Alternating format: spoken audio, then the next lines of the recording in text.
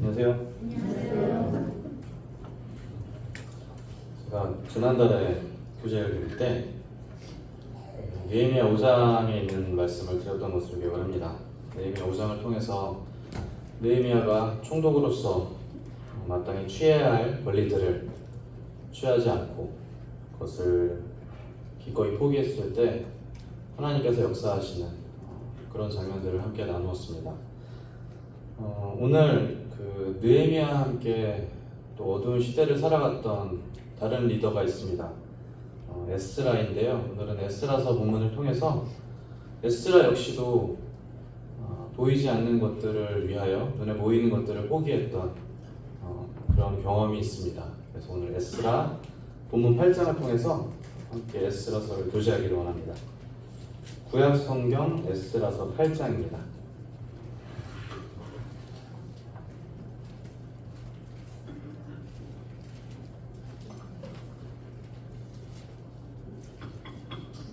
구약 성경 에스라 8장, 제 성경으로는 720쪽 정도 있습니다.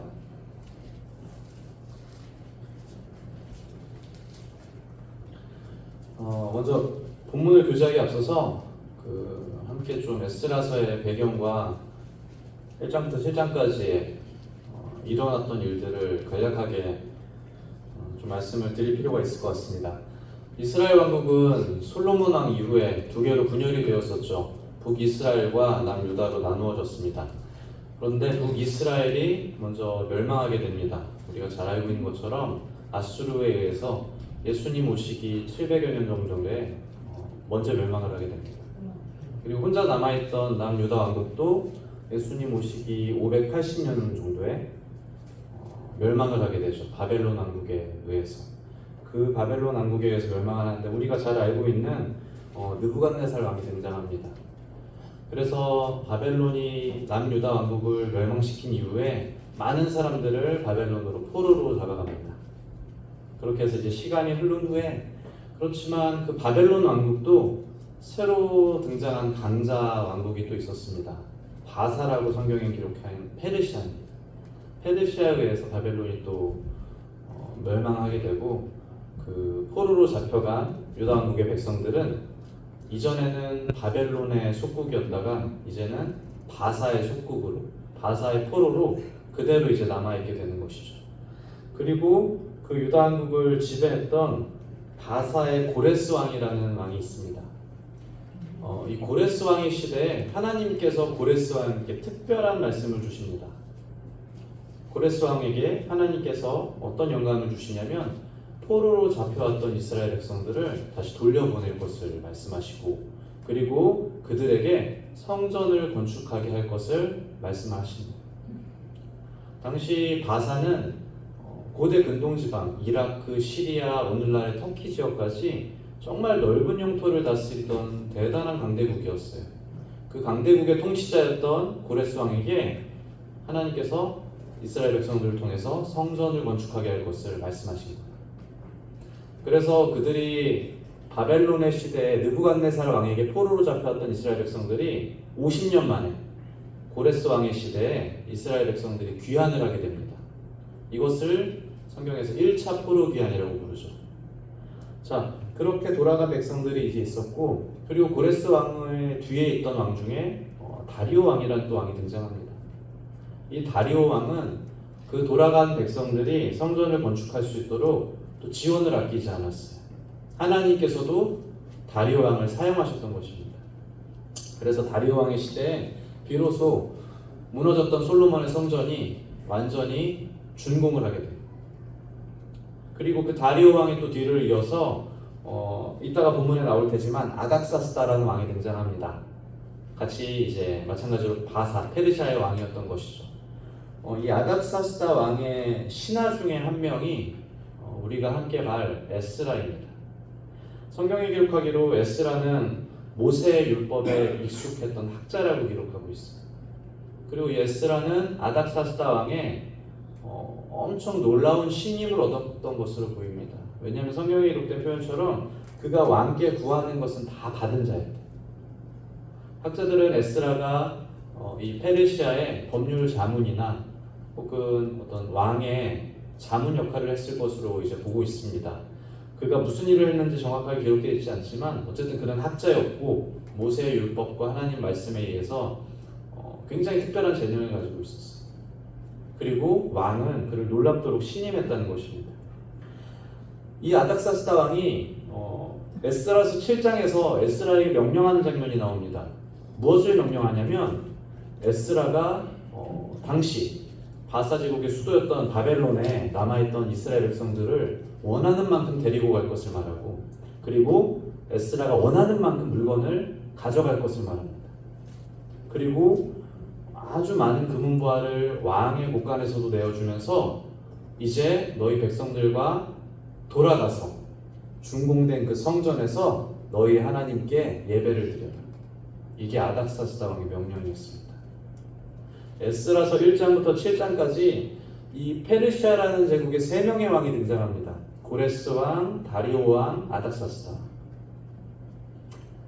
하나님께서 이들을 어떻게 사용하셨는지 1장부터 7장까지 이 앞부분의 이야기에 정말 상세하게 기록되어 있습니다. 무슨 말이냐면 하나님께서 역사를 완벽하게 통치하신다는 것. 이들이 얼마나 힘이 많고 얼마나 잔혹한 왕이고 이들에게 군사가 얼마나 많고 이런 것들이 하나님에게 전혀 상관이 없다는 거예요. 그런 것들은 인간의 판단이고 인간의 시야에 불과하다는 것입니다. 하나님께서 말씀하시면 고레스 왕, 다리오 왕, 아닥사스다 왕도 그냥 이렇게 순한 양이 되어버리는 거예요. 하나님의 예배를 적극적으로 지원하게 된다는 것입니다. 이것이 저의 삶과 성도님들의 삶에 분명하게 동일하게 적용될 것을 믿습니다. 우리를 둘러싼 어떤 환경이나 우리가 넘을 수 없을 것 같은 어떤 사람들이나 우리를 괴롭게 했던 어떤 많은 것들도 하나님의 절대적인 통제하에 있다는 것을 우리가 분명하게 믿어야 된다는 것입니다. 오늘 읽을 본문 8장 21절부터 23절은 이 에스라가 귀환하는 장면에서부터 시작합니다. 앞선 그 고레스 왕의 시대 1차 포로 귀환이 있었고 이제 아닥사스다 왕의 명령으로 이스라엘 백성들이 두 번째로 이스라엘로 돌아갈 수 있는 2차 포로 귀환의 기회를 얻게 되는 것입니다. 그리고 8장 21절부터 23절은 그 2차 귀환을 출발하기 바로 직전의 장면이거든요. 우리 함께 에스라서 8장 21절부터 23절까지를 함께 읽어보겠습니다. 8장 21절 준비됐으면 읽겠습니다. 시작. 그때 내가 아하와 강가에서 금식을 선포하고 우리 하나님께 스스로 금비하여 우리와 우리 어린아이와 모든 소유를 위하여 평탄한 길을 그에게 간구하였으니 이는 우리가 전에 왕에게 아뢰기를 우리 하나님의 손은 자기를 찾는 모든 자에게 선을 베푸시고 자기를 배반하는 모든 자에게는 권능과 진노를 내리신다 하였으므로 길에서 적군을 막고 우리를 도울 모병과 마병을 왕에게 구하기를 부끄러워하였습니다. 그러므로 우리가 이를 위하여 금식하며 우리 하나님께 간구하였더니 그의 응답하심을 입었느니라. 에스라가 왕의 명령을 받고 모든 자원을 모은 다음에 함께 갈 이스라엘 백성들을 모집했습니다. 그 인원들과 각 소속들이 7장에 정확하게 기록되어 있는데 8장에 기록되어 있는데 남자만 1,500명 정도 된다고 합니다. 그래서 여자와 어린아이를 포함하면 학자들마다 다르게 얘기하지만 최소 5,000명에서 8,000명은 될 거라는 이야기가 있습니다. 이 5,000명 정도 되는 인원이 이제 수도 바벨론을 떠나서 출발하기 직전에 아하와 강가라는 데서 모였습니다.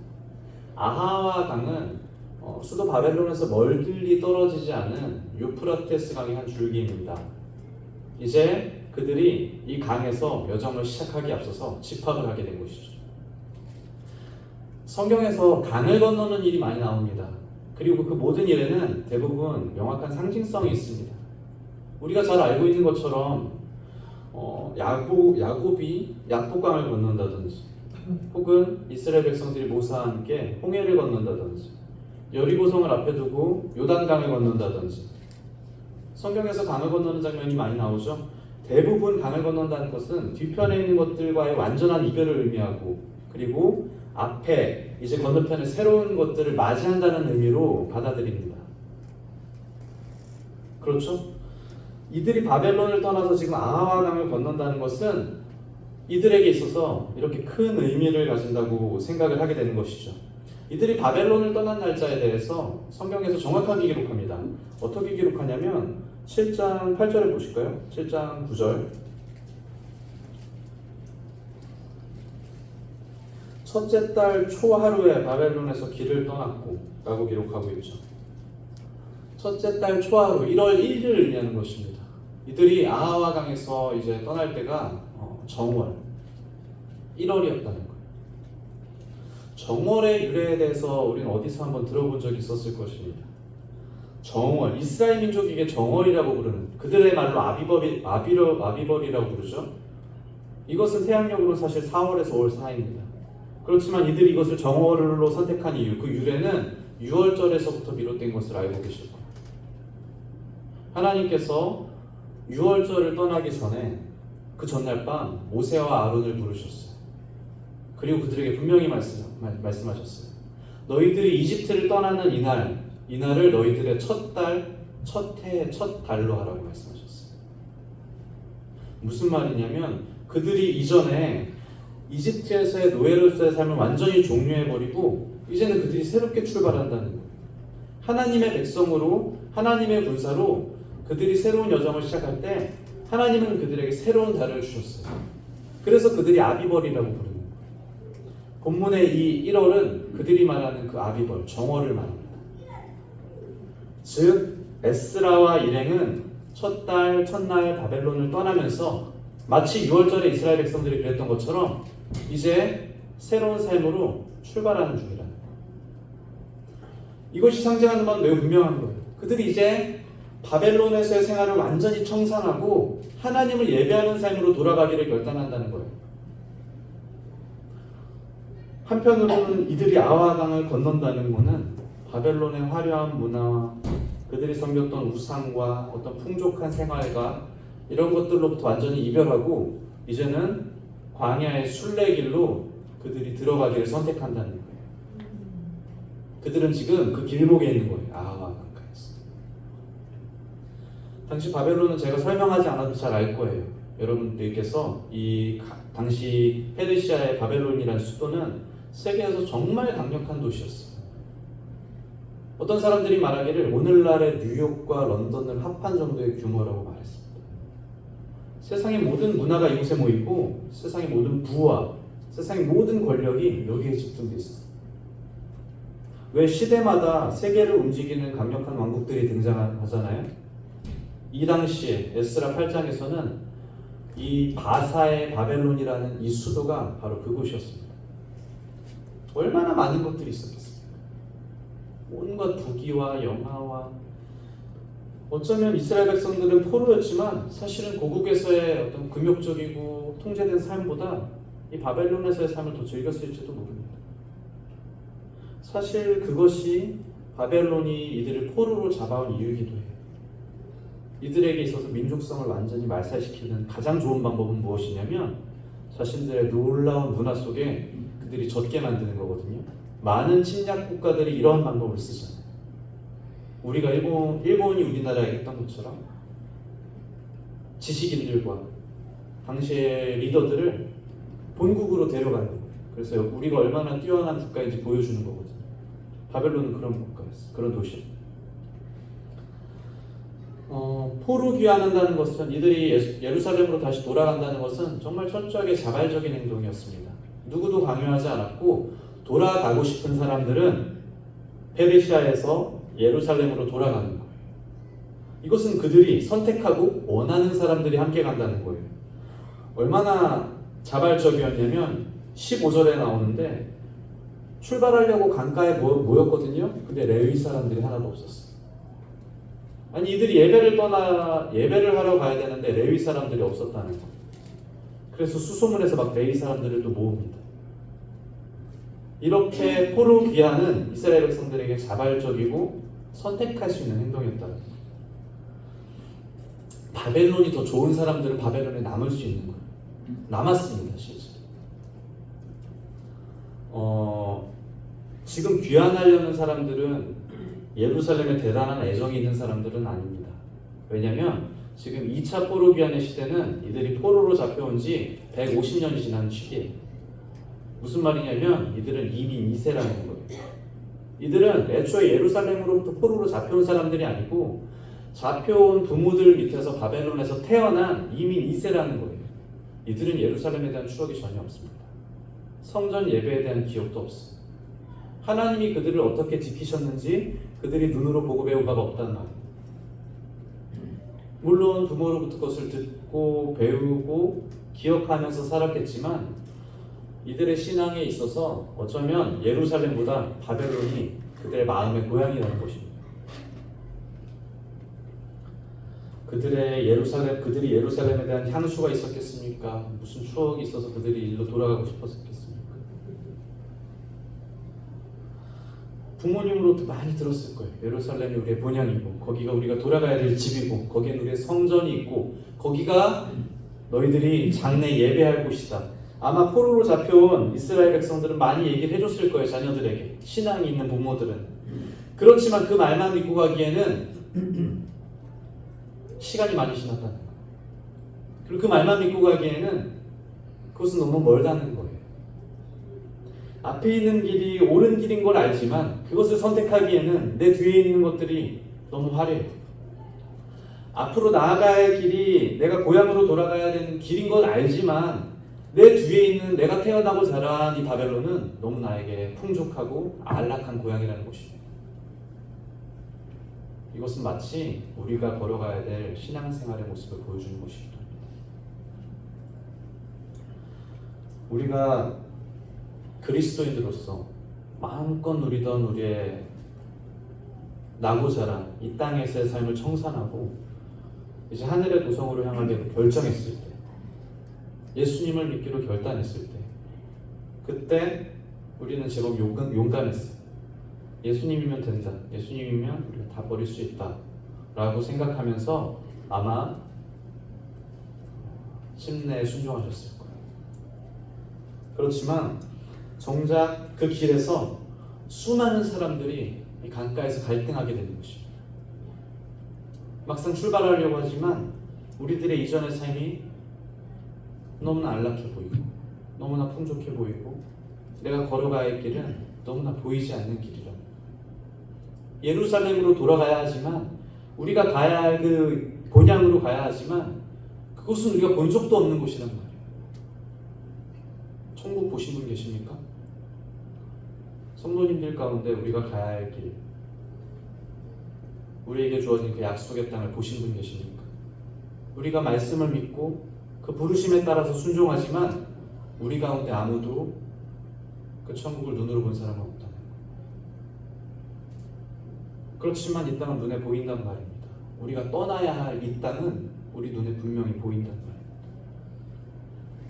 이것이 우리를 편안케 하고 우리를 부욕케 하고 우리에게 많은 것을 주었던 우리가 떠나야 할 이 바벨론은 우리의 눈에 분명히 보인다는 거예요. 앞은 보이지 않는 믿음의 길이고 뒤는 어떻습니까? 눈에 잘 보이고 만질 수 있는 현실의 삶이에요. 강 건너서 앞은 미지의 세계. 그것은 안 봐도 뻔한 고난의 길이라고 생각을 합니다. 그렇지만 내가 떠나야 될 나의 삶은 익숙하고 우리가 태어나고 우리가 자랐던 그런 삶이라는 것입니다. 그래서 많은 사람들이 또 많은 이들이 저의 많은 동료들이 이 강가에서 고민하고 또 그 여정을 포기하기도 합니다.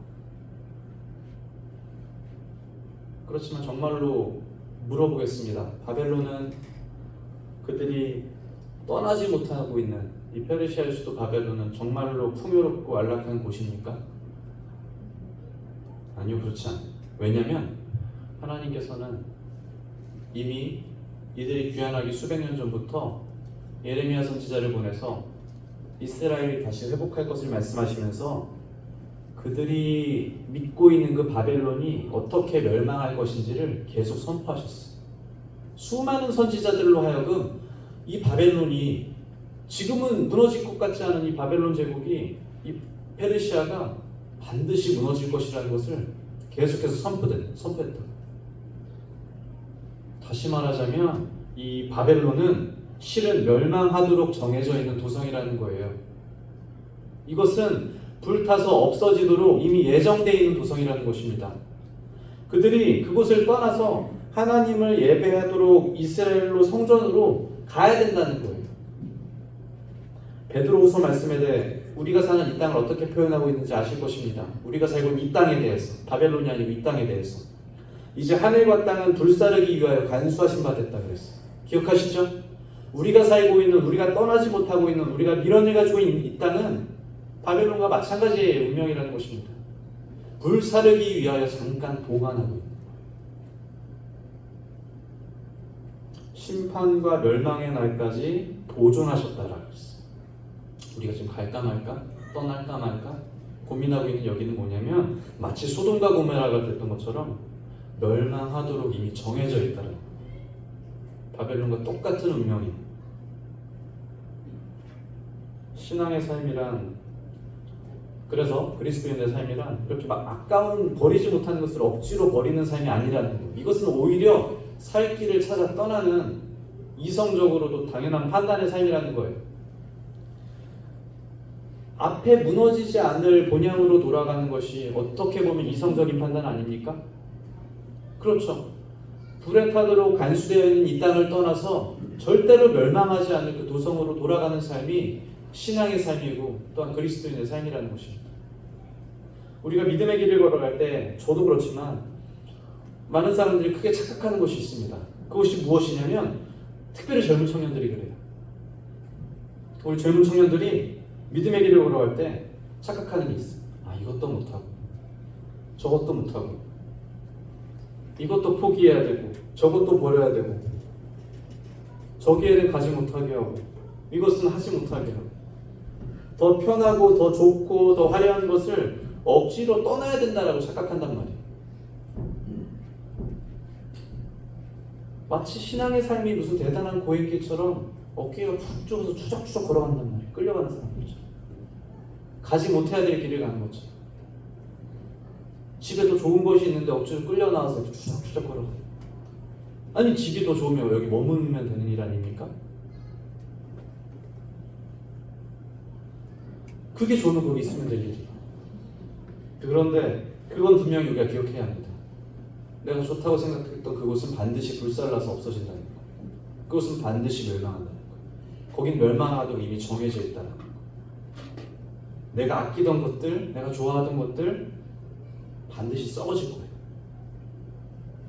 우리가 바라봐야 할 본향은 그렇지만 그것과 차원이 다르다는 것입니다.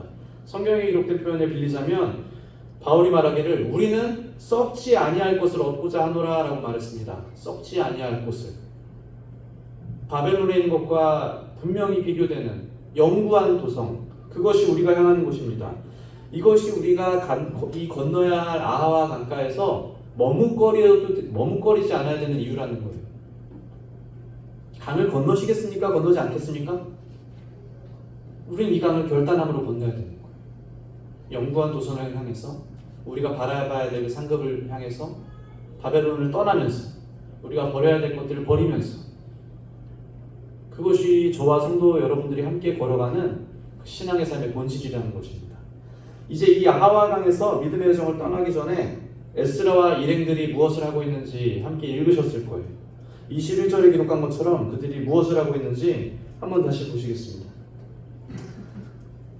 그들이 금식을 선포했죠. 첫 번째. 두 번째, 스스로 겸비했다라고 합니다.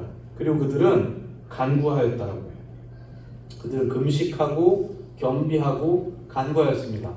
아하와 강에 모여서 이 여정을 출발하기 바로 전에 그들은 금식하고 겸비했어요. 금식한다는 것은 어떤 간절한 표현이기도 합니다. 그렇지만 구약시대 대부분의 금식은 어디서부터 출발하느냐면 그것은 자신의 죄를 자백함으로부터 출발합니다. 자신의 죄를 자백하면서 뒤따르는 행위가 바로 금식이었어요. 그리고 그것이 금식의 유래입니다. 하나님 앞에서 애통하면서 떨면서 두려워하면서 내가 내 죄를 스스로 할 수 없다는 믿음의 고백이 금식이었어요. 하나님 앞에서 철저한 무기력한 가운데 하나님만 본 의지할 수밖에 없다는 그 고백이 바로 금식이었다는 거예요. 나는 하나님 앞에서 한없이 작은 존재이고 그리고 하나님만이 나의 구원자가 되신다는 그 고백이 바로 금식으로 나타나는 것입니다. 겸비하다는 것도 이와 마찬가지죠. 그렇죠? 겸비하다는 것은 단순한 겸손을 의미하는 게 아닙니다. 겸비하다는 것은 하나님이 나의 구원자가 되심을 확신하는 거예요. 내가 아무것도 할 수 없는 존재라는 그 인식에서 출발해서 하나님만이 나를 살리실 수 있다는 것입니다. 그것이 진정으로 겸비하다는 거예요. 지금 에스라와 이 이스라엘 백성들은 이 여정을 시작하기 전에 철저하게 자신을 낮추고 있는 거예요. 금식하고 겸비하면서 하나님의 은혜가 임할 수 있는 기회를 그들이 만들고 있는 중이에요. 이것이 우리에게 말씀하시는 바도 분명히 있습니다. 우리의 신앙의 여정에서 우리의 믿음의 생활을 출발할 때, 어떻게 보면 매일매일의 삶을 시작할 때, 우리가 어떤 일을 할 때, 우리의 모든 순간 가운데서 가장 필요한 것이 무엇인지를 우리가 이 말씀을 통해서 비춰볼 수가 있는 것입니다. 그것은 바로 우리의 약함과 하나님의 크심을 분명하게 바라보는 일입니다. 우리는 어쩌면 그것을 직시함으로써 믿음의 이 여정을 출발했을지도 모릅니다. 그렇지만 거기서 종료된 것이 아니라 우리의 모든 신앙생활 가운데 끊임없이 우리가 하나님 앞에서 겸비함으로 우리의 약함을 알고 우리가 아무것도 할 수 없는 존재라는 것을 믿음으로 고백하고, 그리고 더 나아가서 그래서 하나님이 우리에게 필요하다는 것을 우리가 인정해야 된다. 만일 제가 그렇지 않다라고 한다면, 저라는 사람이 만일 그렇게 살아가고 있지 않다고 한다면 저는 저의 힘으로 살아가게 되는 거예요. 제가 겸비하지 않다면 저는 저의 힘으로 살아가고, 저의 힘으로 사역하고, 저의 힘으로 남들을 사랑하고, 저의 힘으로 전도하고, 저의 힘으로 어떤 일들을 헌신하고, 저의 힘으로 하는 거예요. 그리고 이 일은 반드시 실패하게 돼 있어요. 사람의 일로 하는 일, 내가 나의 힘으로 하는 일, 내가 나의 힘으로 할 수 있는 일들은 반드시 무너지고 반드시 실패한다는 것입니다. 저는 이것을 많은 순간에 경험하고 또 앞으로도 경험해 나갈 것입니다. 그래서 저에게 하나님이 정말로 필요하게 된다는 거예요. 세상에 잘 나가는 어떤 자기개발서나 베스트셀러 보면 어떻습니까? 막 많은 강연들이 있잖아요. 제가 인상 깊었던 강연이 있습니다. 아침마다 일어나서 거울을 보면서 스스로에게 외치라는 거예요. 나는 잘났다는 거예요. 나는 잘생겼고 나는 무엇이든지 할 수 있다는 거예요. 아침마다 거울을 보면서 100일을 하면 기적이 일어난다. 예외 없이 어디를 가더라도 스스로를 존귀하게 여기는 것이 세상에서는 성공의 비결이라고 말한다는 것입니다. 정말로 그렇게 생각하십니까? 스스로를 존귀하게 여기고 나의 힘으로 내가 잘 해낼 수 있을 것 같고, 이것이 내가 성공하는 비결이라고 세상은 말하는데, 우리 이 교회 예배당에 들어와 있는 성도님들도 그것을 동일하게 생각하십니까? 절대로 저는 성공할 수가 없어요. 절대로 성공할 수가 없어요. 단호한 이야기지만 저라는 사람에게서 어떤 선한 것도 나올 수가 없고, 제가 저의 삶을 올바르게 만들 수 있는 어떤 능력이 없어요. 절대로 저희 가정은 일어날 수가 없어요. 교회도 마찬가지죠. 절대로 그럴 수 없어요. 우리 사회, 우리 국가, 모든 공동체 절대로 소망이 없어요. 그래서 하나님이 필요하다고 고백해야 됩니다. 하나님, 저는 소망이 없습니다. 주님이 필요합니다. 하나님, 저희 가정에는 소망이 없어요. 주님이 없으면 안 되는 거예요. 하나님, 우리 교회는 절대로 나아갈 수가 없어요. 그래서 정말 하나님이 필요한 거예요. 하나님, 우리 나라에 정말 소망이 없어요. 정말 소망이 없지 않습니까? 저희 나라 출산율이 0.7을 넘어서 0.6으로 내려오고 있어요. 2023년 통계가 이제 머지않아 발표될 텐데 아마 0.6으로 내려올 거래요, 출산율이. 저희가 전 세계 꼴등인 건 아시죠? 근데 꼴등에서 두 번째인 나라와 거의 2배가 차이가 나요. 어떤 외국의 학자는 이 우리나라의 출산율을 보면서 머리를 움켜쥐면서 오마이갓이라고 말하면서 한국은 정말 망했습니다 라고 얘기했어요. 인구학자가 말하기를. 이 나라에 소망이 없다는 거예요. 비단 출산율뿐만 아니에요. 모든 사회 지표와 사회 문화와 우리가 겪게 되는 많은 일들이 이 사회가 정말로 소망 없음을 정확하게 증거한다는 거예요. 이것을 우리가 직시해야 되는 거예요. 직시하고 거기서 멈추는 것이 아니라 그래서 하나님, 우리나라에 하나님이 필요합니다. 그래서 우리 가정에, 우리 사회에 하나님만이 소망입니다. 거기까지 나가야 된다는 것이죠. 시몬 베드로와 예수님의 제자였던 시몬 베드로와 의롭다함을 받은 그 세 개의 공통점 우리는 알고 있습니다. 그들은 전부 예수님 앞에 엎드려서 가슴을 치며 회개했어요. 하나님, 제가 죄인입니다. 나를 불쌍히 여겨주소서. 우리가 구원받았을 때뿐만 아니라 우리는 구원받았을 때 이런 과정을 경험함으로써 구원받았습니다. 그렇지만 그 이후의 삶도 동일하게 끊임없는 겸비함 가운데로 들어가야 돼요. 우리에게서 계속해서 소망이 없음을 발견하고 그래서 계속해서 하나님만이 우리의 소망인 것을 끊임없이 매일의 삶에서 묵상을 해야 됩니다. 22절에 보시면 에스라가 왜 이렇게 겸손하게 기도할 수밖에 없었는지 그 이유를 설명합니다. 에스라와 함께하는 이 2차 포로기한의 일행은 아까 말씀드렸다시피 5,000명 정도의 인원이었습니다.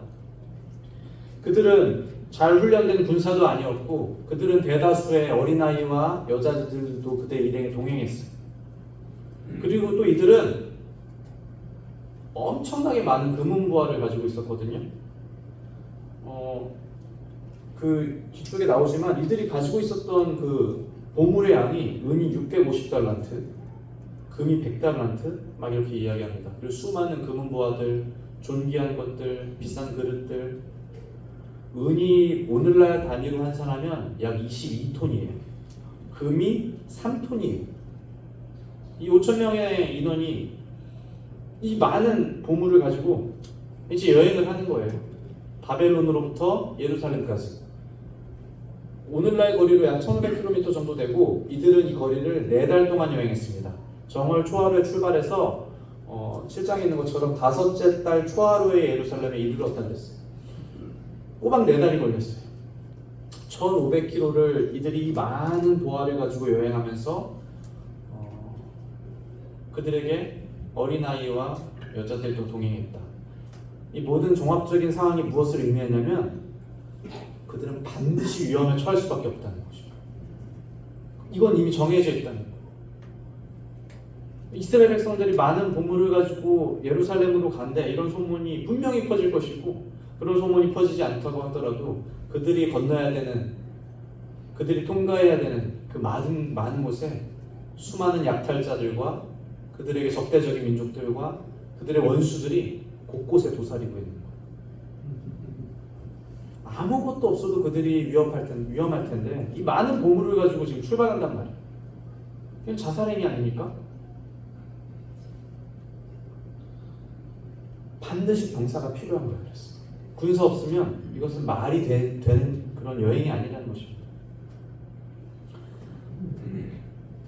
에스라는 그래서 이 병사를 요구할 수 있는 자격도 있었고 충분한 그런 권리가 있었어요.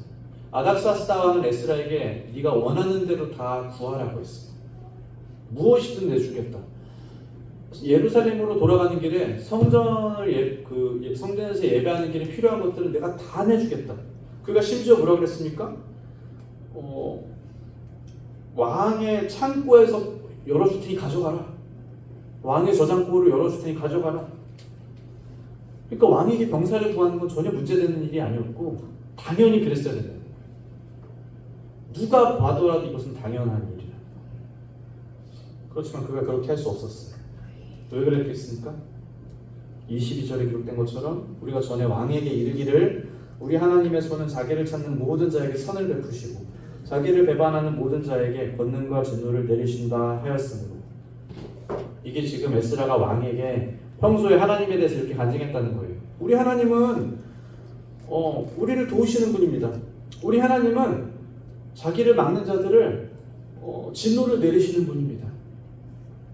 에스라가 아닥사스다 왕을 섬길 때 하나님에 대해서 간증할 기회가 있었을 것이고 하나님의 율법에 대해서 전할 기회가 있었을 것이고 그때마다 그는 이렇게 고백했다는 거예요.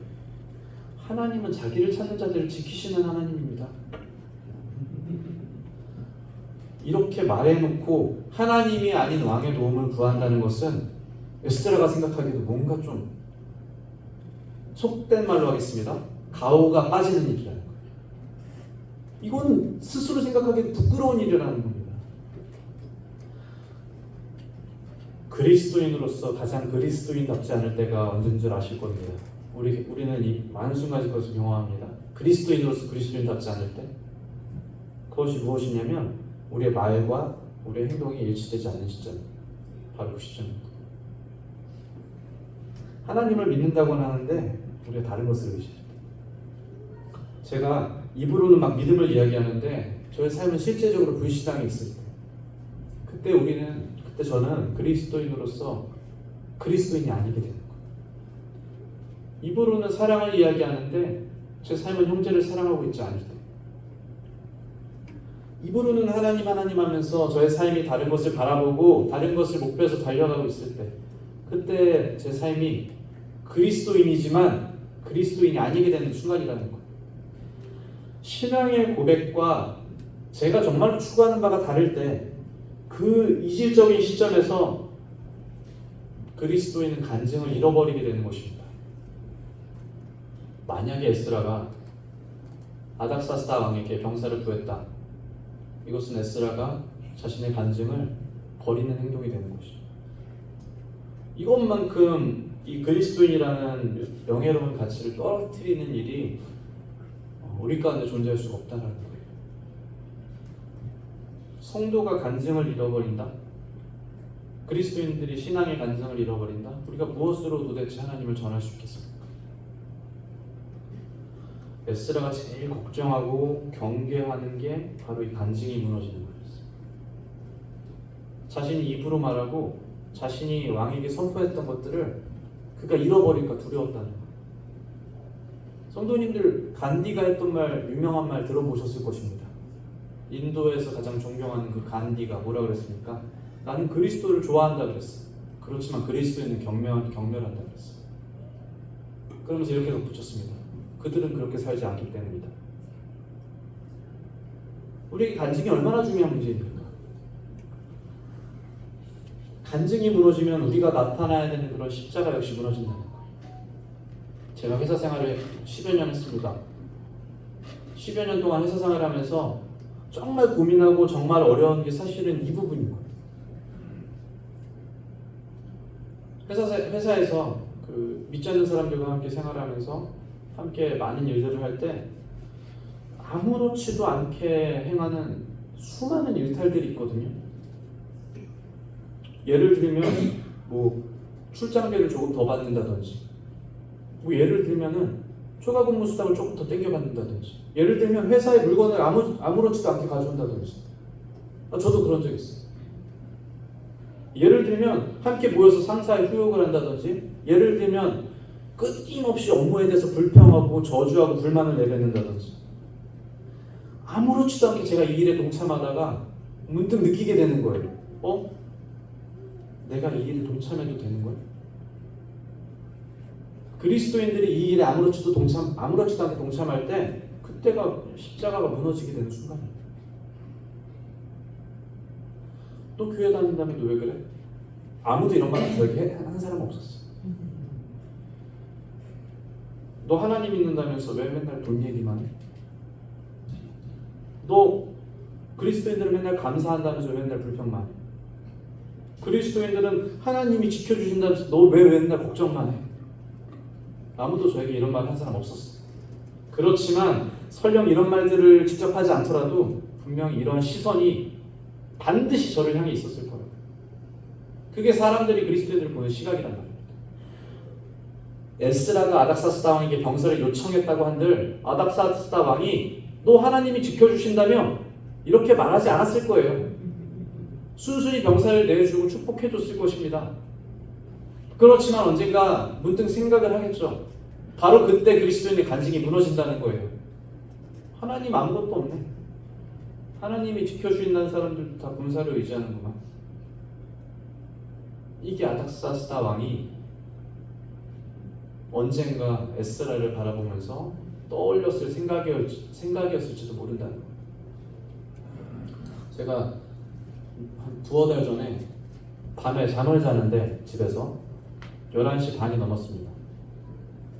윗집이 너무 시끄럽게 하는 거예요. 제가 8층이고 윗집은 9층입니다. 그리고 윗집은 저희 아이들보다 너댓 살 많은 아이들 3명이 또 있습니다. 11시 반인가 12시가 다 되는데 진짜로 운동장처럼 뛰어다니는. 제가 보통 그러면 이제 한두 번 참고 이제 몇 번 한 1, 20분 참다가 안 될 경우에 제가 경비실에 전화를 하거든요. 그래서 경비실에 전화를 했어요. 안 받는 거예요. 관리사무소에서 막 전화는 안 받아. 그래서 막 이렇게 스트레스를 받다가 12시가 넘었어요. 혼자 한 3, 40분을 스트레스를 받다가 도저히 못 참겠는 거예요. 막 마음속에서 막 온갖 저주와 모욕이 다 올라와.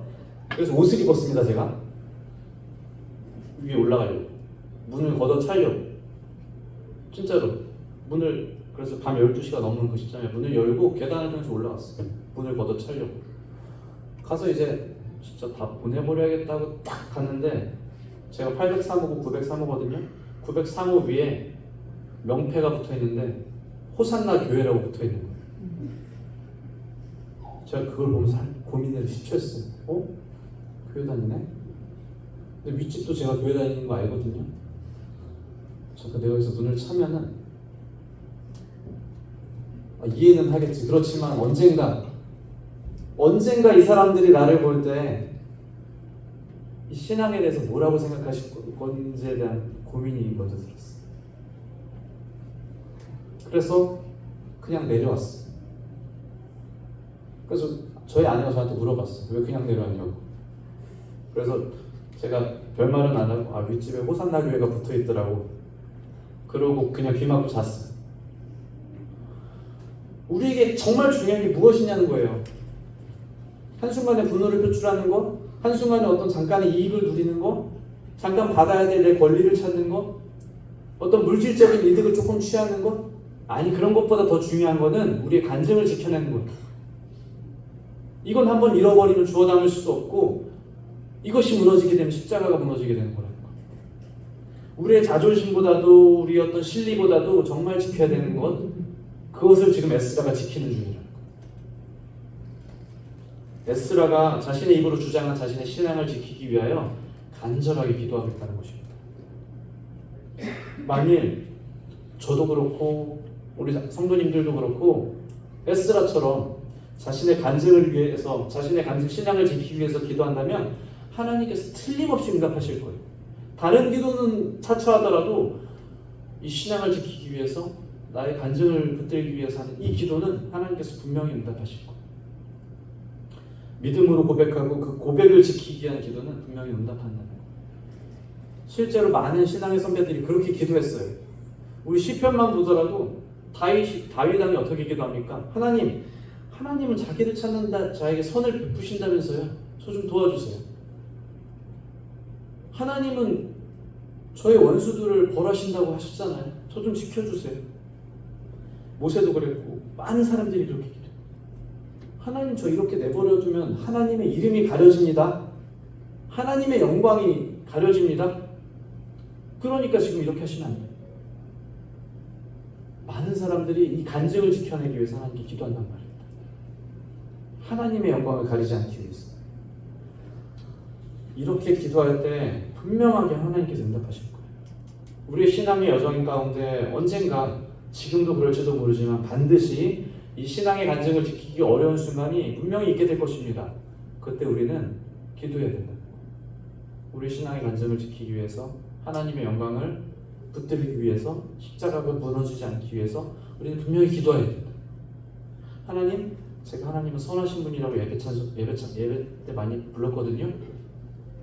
하나님, 선하신 분인 걸 저한테 알려주십시오. 하나님, 앞에 계신 그 형제님이 하나님은 우리를 지키시는 분이라고 했단 말이에요. 저를 지켜주셔야 됩니다. 하나님, 저는 하나님을 저의 왕이라고 고백했습니다. 하나님, 저의 백성인 저를 붙들어 주십시오. 하나님께서 이 기도에 분명히 응답하시게 될 거예요. 말씀을 좀 줄여보겠습니다. 에스라의 기도가 응답받았는지 우리 함께 보겠습니다. 23절. 그러므로 우리가 이를 위하여 금식하며 우리 하나님께 간구하였더니 그의 응답하심을 입었습니다. 응답받았죠, 그죠? 에스라의 기도가 분명하게 응답받았다. 31절도 보실까요? 8장 31절. 첫째 달 12일에 우리가 아하와 강을 떠났어, 그죠? 예루살렘으로 갈새 우리 하나님의 손이 우리를 도우사 대적과 길에 매복한 자의 손에서 건지신지라. 그들이 병사 없이 출발했음에도 불구하고, 그들이 무장하지 않았음에도 불구하고 대적과 매복한 자의 손에서 하나님께서 그들을 건지셨어요. 이 대적과 매복한 자는 그들의 상상 속에서 존재하는 그런 상상의 동물이 아니었어요. 실제로 위협이었단 말이에요. 그들이 눈으로 목도하고 있는 그 위협이었단 말이에요. 정말 존재하는 그 위협 가운데서 하나님이 그들을 능력 있게 건지셨다는 것입니다. 이것이 2차 포로 귀환의 전말입니다. 에스라와 이스라엘 백성들이 많은 재물을 가지고 예루살렘으로 돌아갔던 2차 포로 귀환의 이야기라는 거예요. 에스라의 어깨가 얼마나 무겁겠습니까? 백성과 어린아이들과 이 보물을 생각하면 당연히 왕에게 군사를 요청하고 많은 것들을 지켜야 될 텐데, 그렇지만 자신의 입으로 내뱉은 그 신앙의 고백도 지켜야 해요. 얼마나 어깨가 무겁겠어. 그렇지만 에스라가 이 눈에 보이는 믿음의 여정을 앞에 두고 그가 눈에 보이는 하나님의 눈에 보이는 아닥사스다 왕의 군대를 의지하기를 원치 않았어. 그는 오히려 보이지 않는 하나님의 손을 의지하기를 원했어. 그가 만약에 아닥사스다 왕의 군대를 요청했으면 하나님이 아닌 아닥사스다 왕이 에스라의 왕이었을 것입니다. 그렇죠? 하나님이 아닌 아닥사스다가 에스라의 왕이었을 거예요. 그렇지만 에스라가 아닥사스다 왕의 군대를 요청하지 않고 하나님께 기도함으로써 이제 하나님이 그의 왕이 되신 것입니다. 우리가 에스라와 함께 에스라와 동일한 이 신앙의 여정 가운데 있다는 것을 분명히 우리는 기억해야 합니다. 우리가 이제 수도 바벨론을 뒤로 하고 예루살렘의 성전으로 돌아가는 그 여정 가운데 저도 있고 성도 여러분들도 같은 여정 가운데 있는 것입니다. 우리는 지금 영구한 도성에 도착해서 모든 근심 걱정 없이 누워있는 그런 상태가 아니에요. 우리는 이 신앙의 여정과 신앙의 경주 가운데 지금 현재 있는 겁니다. 믿음의 경주 가운데 있는 거예요. 이 여정이 분명히 쉽지 않을 것이라는 것을 우리 노성도님들 평생의 삶을 통해서 이미 배우시고 또 경험하셨을 것입니다. 그리고 젊은 청년들에게도 이 여정이 분명히 쉽지 않고 많은 대적들이 기다리고 우리를 노략하려는 이 사탄이 분명히 존재하고 있다는 사실을 전할 수밖에 없어요. 이 여정은 정말 쉬운 여정이 아닙니다. 그렇지만 이 믿음의 길에서 우리 간증을 지키기 위해서 하나님께 기도할 때 하나님께서 분명히 응답하실 거예요. 하나님께서 분명히 우리 믿음을 지켜주실 거예요. 그 사실을 믿으면서 이 길을 걸어나가기를 원하는 것입니다. 함께 기도하겠습니다.